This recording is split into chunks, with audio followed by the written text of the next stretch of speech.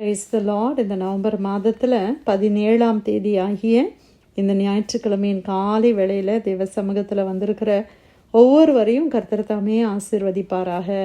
இந்த நாளிலும் நம்ம தியானிக்கிற கர்த்தருடைய வார்த்தை நம்முடைய பரிசுத்த வேதாகமத்தில் ஏசாயா தீர்க்கதரிசியின் புஸ்தகம் 42ஆம் அதிகாரம் 8வது வசனம். The book of Isaiah chapter 42 verse 8. நான் கர்த்தர், இது என் நாமம், என் மகிமையை வேறு ஒருவனுக்கும் என் துதியை விக்கிரகங்களுக்கும் கொடேன். அல்லேலூயா. கர்த்தருடைய அருமையான இந்த வசனத்துக்காய் கர்த்தரை ஸ்தோத்திரிக்கலாமா? ஆண்டவர் சொல்லுகிறாரு, நான் கர்த்தர், இது என் நாமம், என் மகிமையை வேறு ஒருவனுக்கும் என் துதியை விக்கிரகங்களுக்கும் கொடேன். ஆமென். ஆண்டவர் பாருங்க, தன்னுடைய மகிமை, ஆண்டவருடைய மகிமை, ஆண்டவருடைய துதியை நான் வேறு ஒருத்தருக்கும் கொடுக்க மாட்டேன் அப்படின்னு கர்த்தர் சொல்லுகிறார். அல்லேலூயா. அவருடைய நாமம் என்ன? கர்த்தர் என்பது அவருடைய நாமம். இன்னைக்கு தமிழில், இங்கிலீஷில் வந்து காட் அப்படின்னு சொல்லி GOD, காட் அப்படின்ற வேர்டு எல்லாரையுமே காடுன்னு தான் சொல்கிறாங்க. இல்லை, இந்துவாக இருக்கட்டும், இஸ்லாமியர்களாக இருக்கட்டும், எல்லாருமே அந்த வேர்டை யூஸ் பண்ணுறாங்க. அது ஒரு யூனிவர்சலாகவே ஒரு சூப்பர் பவர் அப்படின்ற மாதிரி ஒரு காட். ஆனால் நம்மளுடைய தேவனுக்கு என்று சொல்லி ஒரு நாமம் இருக்கிறது. அல்லேலூயா. அந்த நாமத்தை நாம் உச்சரிக்க வேண்டும், அந்த நாமத்திற்கு நாம் மகிமையை கொடுக்க வேண்டும். தமிழில் நிறைய நேரம் நிறைய பேர் கடவுள் அப்படின்னு சொல்கிறோம், சாமி அப்படின்னு சொல்கிறோம். இந்த கடவுள், இந்த சுவாமி, இதெல்லாம் வேதத்தின் அடிப்படையில் வந்தவைகள் அல்ல. சுவாமின்ற வேர்டு எஸ்தர் புஸ்தகத்தில் வருது. அது எதை குறிக்குதுன்னா அந்நிய தெய்வங்களை குறிக்கிறதாய் காணப்படுகிறது. அப்போது நம்ம அந்த சில நேரத்தில் ஒருவேளை அந்த பழக்கம் நமக்கு இருக்கலாம், கடவுள் எனக்கு இதை செஞ்சாங்க, சுவாமி எனக்கு இதை செஞ்சாங்க அப்படின்னு சொல்லி. ஆனால் நம்ம புறஜாதியார் மத்தியில் நம்ம வாழுறோம் இல்லையா? ஃப்ரெண்ட்ஸ், நெய்பர்ஸ் அநேகர் ஆண்டவரை அறியாதவங்களாக இருக்கிறாங்க. அப்போது என்னுடைய கடவுள் இப்படி செஞ்சாங்கன்னு சொல்கிறதுக்கு என்னுடைய கர்த்தராகிய இயேசு கிறிஸ்து இதை செய்தார், இல்லை அவரால் தான் நான் இன்றைக்கி சுகமாக இருக்கிறேன், என் வாழ்க்கை இன்றைக்கி இப்படி இருக்குது.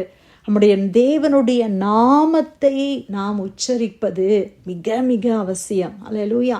இங்கிலீஷில் பேசும்போது காடுன்றதை விட்டுட்டு மை லார்ட் ஜீசஸ் கிரைஸ்ட், அந்த வேர்டை நம்ம உச்சரிக்க நம்ம பழகிக்கொள்ள வேண்டும். ஆண்டவர் அதைத்தான் இந்த இடத்துல சொல்லுகிறார், நான் கர்த்தர், இது என் நாமம். இன்னைக்கு நமக்கு ஒரு பேர் இருக்குது, எனக்கு ஒரு பேர் இருக்குது, வேற ஒரு பேரை வச்சு என்னை கூப்பிட்டா எனக்கு அது ரொம்ப கஷ்டமாக இருக்கும். அப்படி தானே? சில நேரத்தில் நம்ம பிள்ளைங்க 4-5 பிள்ளைங்க இருக்கும்போது பேரை மாற்றி மாற்றி கூப்பிடும்போதே அவங்களுக்கு கஷ்டப்படுறாங்க. நான் அது இல்லை, நான் என்னுடைய நேம் இது. அப்போது நம்ம அவ்வளோ இம்பார்ட்டன்ஸ் கொடுக்குறோம் ஒவ்வொருத்தருடைய நேம்க்கும். அப்போ நம்மளுடைய கர்த்தருக்கு அவருடைய நாமம் என்று அவர் சொல்லுகிறார், நான் கர்த்தர், இது என் நாமம். அப்போ இனிமேல் இந்த கடவுள், சுவாமி இதெல்லாம் விட்டுட்டு கர்த்தர் அப்படின்ற வேர்டை நம்ம என்ன செய்யணும்? யூஸ் பண்ண ஆரம்பிக்கணும். ஒருவேளை பழக்க தோஷத்தில் நம்மளுக்கு நிறைய நேரம் அப்படி வருது. ஆனால் வசனத்தின் அடிப்படையில் நாம் அதை பற்றி கொள்ள, நான் கர்த்தர், இது என் நாமம், என் மகிமையை வேறு ஒருவனுக்கும் என் துதியை விக்கிரகங்களுக்கும் கொடேன். என் மகிமையை, கர்த்தருடைய மகிமையை கர்த்தருக்கு மாத்திரம் கொடுக்க வேண்டும். கர்த்தருக்குரிய கனத்தையும் துதியையும் நம்ம விக்கிரகங்களுக்கு கொடுக்க கூடாது. ஆமேன். விக்கிரகங்கள், இன்னைக்கு தேவன் எல்லாவற்றையும் படைத்து அவர் இன்னைக்கு ஆவியாக இருக்கிறார். ஆனால் மனிதர்களை பொறுத்தளவில் அவங்க எதையா ஒன்று பார்த்தா தான் அவங்களால நம்ப முடியுது. அதுதான் பிரச்சனை. மனுஷங்க கிட்ட இருக்கிற பிரச்சனை என்னன்னா, அவங்க எதையோ ஒன்று பார்க்கணும், அதை பார்த்தா தான் அவங்களுக்கு ஒரு திருப்தி. அது ஒரு ஃபோட்டோவாக இருக்கட்டும், அது ஒரு உருவமாக இருக்கணும், ஏதோ ஒரு விதத்தில் அதை பார்க்கணும், அதை தொடணும், அதுக்கு பூஜை பண்ணணும், அதுக்கு மாலை போடணும், அதுக்கு ஊதுபத்தி கொளுத்தி வைக்கணும். இப்படியெல்லாம் பண்ணாதான் அவங்க தெய்வத்துக்கு ஒரு ஆராதனை பண்ணுற மாதிரி அவங்களுடைய மனசில் ஒரு திருப்தி. ஆனால் வேதம் சொல்லுகிறது, தேவன் ஆவியாக இருக்கிறார், தேவன் ஆவியாக இருக்கிறார். ஹல்லேலூயா. அதனால தான் நம்ம என்ன செய்கிறதில்ல, ஒரு பிக்சரை வைக்கிறது கிடையாது, ஒரு சுரூபத்தை, ஒரு விக்கிரகத்தை நம்ம வைப்பது இல்லை. ஏனென்றால் அந்த விக்கிரகத்திலையோ அந்த பிக்சர்லேயோ ஆண்டவர் இல்லை. அதை நம்ம அறிந்து கொள்ள வேண்டும். அதனால் நான் இப்போ ஃபார் எக்ஸாம்பிள், நான் ஒரு சின்ன எக்ஸாம்பிள் சொல்கிறேன். நீங்கள் ஒரு உதவி ஒருத்தருக்கு பண்ணியிருக்கிறீங்கன்னு வச்சுக்கோங்களேன், ரொம்ப பெரிய உதவி பண்ணியிருக்கிறீங்க.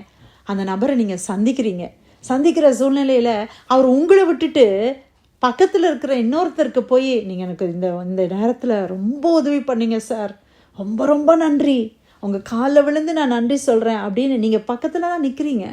ஆனால் அவர் உங்களை அங்கீகரிக்கவே இல்லை. இன்னொருத்தருக்கு போய் நன்றி சொன்னால் உங்கள் மனசு எவ்வளோ வேதனைப்படும். இதை நான் சின்னதாக சிம்பிளாக நான் சொல்லணுன்னா, நிறைய பெண்களாக இருக்கிறதுனால நான் சொல்கிறேன். இப்போ பாட்லக் தான் இருக்குது ஒரு வீட்டில், ஏதோ ஒரு ப்ரேயர் மீட்டிங், ஏதோ ஒரு அக்கேஷன், ஒரு பர்த்டே பார்ட்டி, நீங்கள் ஒரு சமையல் பண்ணி கொண்டு போயிருக்கிறீங்க, நீங்கள் ஒரு டிஷ் பண்ணி கொண்டு போயிருக்கிறீங்க.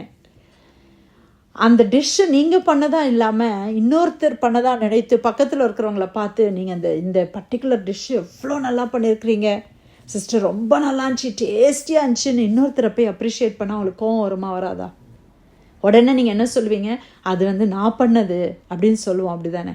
அப்போ இன்றைக்கி நிறைய நேரம் தேவன் செய்த அற்புதங்கள், கர்த்தர் நமக்கு உதவி செய்தவைகளை கர்த்தருக்கு மகிமையை செலுத்தாமல் மனிதர்களுக்கு செலுத்தி கொண்டு இருக்கிறோமே.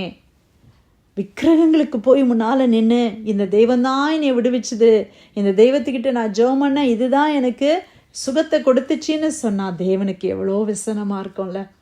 ஆண்டவருடைய இருதயம் நொறுங்கி போகும் அல்லவா? நான் ஒரு சின்ன எக்ஸாம்பிளை வச்சு நான் உங்களுக்கு சொல்லி கொடுத்தேன். ஆனால் நிறைய நேரங்களில் இன்றைக்கி டாக்டர்ஸ் இல்லை, மெடிசன், உடனே நம்ம என்ன சொல்லிடுறோம்? ஐயோ அந்த டாக்டர்கிட்ட போனேன், நல்லா ட்ரீட் பண்ணாங்க, அந்த ஹாஸ்பிட்டலுக்கு போங்க. பிரியமானவர்களே, டாக்டர்ஸ்னால நான் எனக்கு சுகம் கிடைக்கல, நான் இந்த மருந்து எடுத்தேன் நேற்று, அதில் சரியாயிடுச்சு. பிரியமானவர்களே, மருந்தில் இல்லை, எனக்கு சுகம் கொடுத்தது கர்த்தர். எல்லா மகிமையும் நம்ம கர்த்தருக்கு செலுத்த நம்ம எப்பொழுதும் ஆயத்தமாக இருக்கணும். என் மகிமையை நான் வேறொருவனுக்கும் கொடேன் என்று கர்த்தர் சொல்லுகிறாரே. என் துதியை நான் விக்கிரகங்களுக்கு கொடுக்க மாட்டேன். இன்னைக்கு ஆண்டவரை துதிக்கிறோம் சபையில் போய். இன்னைக்கு அநேகர் விக்கிரகங்களுக்கு முன்னால் போய் பஜனை பண்ணி அந்த விக்கிரகத்துக்கு துதியை செலுத்துகிறாங்க. அது கேட்குமா? அது கண் இருக்குது, அது பார்க்குமா? அதை யாரோ ஒருத்தர் என்ன செய்கிறாங்க, அதை எடுத்து அந்த இடத்துல வச்சுருக்குறாங்க. அது மூவ் பண்ணுமா? ஒரு பிக்சர் தான் இருக்குது. அந்த பிக்சர் அந்த செவரில் மாட்டினது யார்? நீங்கள் தானே மாட்டினீங்க. அதுவா தானாக போய் அந்த இடத்துல உட்காந்துருச்சா பூஜை ரூமில்? அது யாரோ கையில் செஞ்சு அதை கடையில் வாங்கி, அது கோல்டில் வாங்கி, சில்வரில் வாங்கி, பித்தளையில் வாங்கி, என்னெல்லாமோ பண்ணி எக்ஸ்பென்சிவாக வாங்கி அதை கொண்டு போய் அந்த இடத்துல வைக்கிறோம், அதுக்கு மாலையை போடுறோம், என்னெல்லாமோ பண்ணுறோம். ஒரு தெய்வம் நடக்க கூட முடியல, அது தானால எதுவுமே செய்ய முடியல, அது எப்படி தெய்வமாக மாறும்? நம்ம நினைக்கிறோம் அந்த தெய்வம் என்னைய பார்க்குது அப்படின்னு சொல்லி, அந்த தெய்வம் என்னை கேட்குது, அந்த சாமி கிட்ட நான் போய் பிரார்த்தனை பண்ணும்போது அது கேட்குதுன்னு நம்ம நினைக்கிறோம். பிரியமானவர்களே, அது கேட்குதா? உண்மையாகவே கொஞ்சம் யோசித்து பார்ப்போமா? அது உண்மையாகவே கேட்குதா? யார் தெரியுமா கேட்குறா? உங்கள் ஜெபத்தை உண்மையான ஒரு தேவன் கேட்கிறார். நீங்கள் முன்னால் நின்று நீங்கள் வர்ஷிப் பண்ணுறீங்களே, அந்த விக்கிரகம் இல்லை, அந்த பிக்சர் இல்லை, அந்த மனிதன் அல்ல, உண்மையான ஒரு தேவன், உங்களை சிருஷ்டித்த ஒரு தேவன், உங்களுக்காய் மனதுருகுகிற ஒரு தேவன். ஐயோ என்னுடைய பிள்ளை இவ்வளோ கஷ்டப்படுறாளேன்னு சொல்லி அவர் அந்த ஜெபத்தை கேட்டு அவர் உங்களுக்கு அந்த உதவியை செய்கிறார். ஆனால் நம்மளும் என்ன செய்கிறோம்? அந்த தெய்வம் தான் எனக்கு கேட்டுச்சின்னு சொல்லி அந்த தெய்வத்துக்கு போய் துதியை கொடுக்குறோமே, அந்த தெய்வத்துக்கு போய் ஆராதனையை செலுத்துகிறோமே. அப்போ உண்மையான தேவனுடைய இருதயம் எவ்வளோ பாடுபடும். அதைத்தான் ஆண்டவர் சொல்லுகிறார், என்னுடைய மகிமையை நான் வேறொருவனுக்கும் கொடேன், என் துதியை விக்கிரகங்களுக்கு கொடுக்க மாட்டேன். நம்ம கொஞ்சம் ஆராய்ந்து பார்க்கலாமா? அந்த தெய்வத்தை நான் சுமக்கிறேன், ஆனால் வேதத்தில் உள்ள கர்த்தரை குறித்து பார்க்கும்போது அவர் என்னை சுமக்கிறவர் என்று வேதம் சொல்லுகிறது. அல்லேலூயா. நான் தான் இந்த விக்கிரகத்தை பார்க்குறேன், அதுக்கு குளிப்பாட்டுறேன், அதுக்கு சாப்பாடு கொடுக்குறேன், எல்லாம் பண்ணுறேன், அதுக்கு பால் ஊட்டுறேன். ஆனால் என் தெய்வம் என்னை பராமரிக்கிறவர், அவர் என்னை காண்கிறவர். நான் அவரை பார்க்கல, ஆனால் அவர் என்னை பார்க்குறாரு. அந்த தெய்வத்தை நாம் ஆராதிக்கிறோம், அந்த தேவனை நாம் ஆராதிக்கிறோம். அவருடைய நாமம் கர்த்தர் என்பது. அவர் சர்வ வல்லமையுள்ள தேவன், எல்லாருக்கும் நல்லோர் மேலும் தீயோர் மேலும் மழையை வருஷிக்க பண்ணுகிற தேவன். எல்லாருக்காகவும் இந்த பூமியிலே அவர் கடந்து வந்து தன்னுடைய இரத்தத்தை சிந்தி ஜனங்கள் மீட்படையும்படி ஒரு வழியை உண்டு பண்ணினவர் நம்முடைய ஆண்டவராகிய இரட்சகராகிய இயேசு கிறிஸ்து மாத்திரமே. அந்த இயேசுவை நாம் ஏன் நிராகரிக்கிறோம்? அந்த இயேசுவுக்கு அல்லவா இந்த மகிமை வர வேண்டும். அந்த இயேசுவுக்கு அல்லவா இந்த துதி, இந்த மகிமை, இந்த கனம் கடந்து வர வேண்டும். நம்ம பிள்ளைங்க நல்லா படிச்சுட்டாங்கன்னா உடனே நம்ம என்ன சொல்கிறோம்? நான் அவ்வளோ கஷ்டப்பட்டு இந்த ஸ்கூலில் சேர்த்தேன், நல்ல காலேஜ், அதனாலன்னு சொல்லிடுறோம்.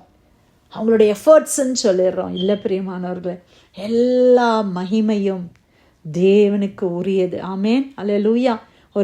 நம்மளே ஒரு சாம்பார் செய்கிறீங்க, இல்லை ஒரு பிரியாணி செய்கிறீங்க, நல்லா வந்தது உடனே எல்லாரும் உங்களை அப்ரிஷியேட் பண்ணுறாங்க. உடனே நீங்கள் என்ன பண்ணுறீங்க? உங்களுக்கு ரெசிபி வேணுமா, நான் தரேன் அப்படின்னு சொல்கிறோம் இல்லையா? எல்லா மகிமையும் ஆண்டவருக்கு நம்ம செலுத்தினா எப்படி இருக்கும்? It is all by the grace of God. இதை நம்ம வாயில் அடிக்கடி நம்ம சொல்ல பழகிக்கொள்ளணும். ஏன்னா நம்ம சுபாவம் அரிய நேரம் கிரெடிட் அண்ட் க்ளோரியை நமக்கு தான் அது தேடுது. ஏன்னா நம்முடைய ஹியூமன் நேச்சர் அப்படி தான் இருக்குது. யாராவது நம்மளை அப்ரிஷியேட் பண்ணிட்டாங்கன்னா அவ்வளோ சந்தோஷமாயிருது. இல்லை பிரியமானவர்களே, எல்லா க்ளோரியையும் எல்லா ஹானரையும் அப்படியே நம்ம என்ன செய்திடணும்? தேவனுக்கு டிரான்ஸ்ஃபர் பண்ணிடணும். வெளிப்படுத்தல ஒரு வசனம் வரும். அதாவது மூப்பர்கள் எல்லாரும் தேவ சமூகத்தில் பரலோகத்தில் ஆண்டவரை ஆராதிக்கும் போது அவங்க என்ன செய்கிறாங்களாம்? அவங்களுடைய கிரீடங்கள், தலையில் உள்ள கிரீடத்தெல்லாம் இறக்கி வச்சு, இது உமக்கு சொந்தம் ஆண்டவரேன்னு சொல்கிறாங்களாம். அது எதை குறிக்குது? இன்றைக்கி நம்ம ஆலயத்துக்கு போகிறோம். இன்றைக்கி நிறைய பேர் உங்களுக்கு கிரீடங்கள், மகுடங்கள் சூட்டி இருக்கலாம். சிஸ்டர், உங்களை மாதிரி ஒருத்தரும் இல்லை சிஸ்டர், உங்களை மாதிரி ஜோமனை யாருமே இல்லை, நீங்கள் ஜோமனி தான் எனக்கு இது நடந்துச்சு அப்படின்னு நிறைய மகுடங்கள், நிறைய க்ரௌன்ஸ் நமக்கு இருக்கலாம். நம்ம இன்றைக்கி ஆண்டவருடைய ஆலயத்தில் போகும்போது நம்ம செய்ய வேண்டிய ஆராதனை என்ன தெரியுமா? அந்த எல்லா கிரீடத்தையும் நம்ம கலத்தி, super mom, you are the best mom, you are the best teacher, you are the best person அப்படின்னு நிறைய அவார்ட்ஸ் வருது இல்லை நமக்கு. அதெல்லாம் கிரீடம் இல்லையா? அந்த கிரீடத்தை எல்லாம் அப்படியே இறக்கி வச்சு, ஏசப்பா உங்களுடைய பாதத்தில் இந்த கிரீடத்தை நான் இறக்கி வைக்கிறேன், இந்த மகுடங்கள் இது எல்லாம் உங்களுக்குரியது ஆண்டவரே, இதெல்லாம் உங்களுக்குரியது, ஜனங்கள் தெரியாமல் எனக்கு கொடுத்துருக்குறாங்க ஆண்டவரே, அது எல்லாமே உங்களுக்குரியதுப்பா, நீங்கள் இல்லைன்னா என் வாழ்க்கையே இல்லை ஆண்டவரே அப்படின்னு சொல்கிறோம். பார்த்தீங்களா? அதுதான் ஆராதனை, வேறு ஒன்றுமே இல்லை. இதுதான் பிரியமானவர்களே ஆராதனைன்றது என்னது? நான் என்னை தாழ்த்தி நான் கர்த்தரை உயர்த்துவது தான் ஆராதனை. யோவான் ஸ்நானகன் சொல்கிறார், நான் சிறுகவும் அவர் பெருகவும் வேண்டும். தேவன் பெருக பெருக பெருக, அது ஆராதனை. நமக்குன்னு எந்த ஒரு கிரெடிட்ஸையுமே எடுக்காமல் எல்லாத்தையும் ஜீசஸ் கிட்ட அப்படியே டிரான்ஸ்ஃபர் பண்ணிக்கிட்டே இருந்தோன்னா நம்ம வாழ்க்கையை கர்த்தர் அழகாக நடத்துவார். நமக்கு தாழ்மையாக இருக்க, நம்மளுடைய சுயன்றதே அந்த இல்லாமல் ஆண்டவர் நம்மளை பாதுகாப்பாங்க. ஆமென். ஆண்டவர் எவ்வளோ அருமையான தேவன். அவர் கர்த்தர், அவர் மகிமைக்கும் கனத்திற்கு பாத்திரராகிய தேவன். அவருக்கே ஜனங்கள் உண்மையான தெய்வத்துக்கு அந்த கனத்தை செலுத்தும்படி நாம் ஜெபித்துக் கொள்வோம். ஏசாயா 42:8, நான் கர்த்தர், இது என் நாமம், என் மகிமையை வேறொருவனுக்கும் என் துதியை விக்கிரகங்களுக்கும் கொடேன். கர்த்தர் கொடுத்த வார்த்தைக்காய் நன்றி செலுத்தி யாராவது நம்ம ஜெபிக்கலாமா?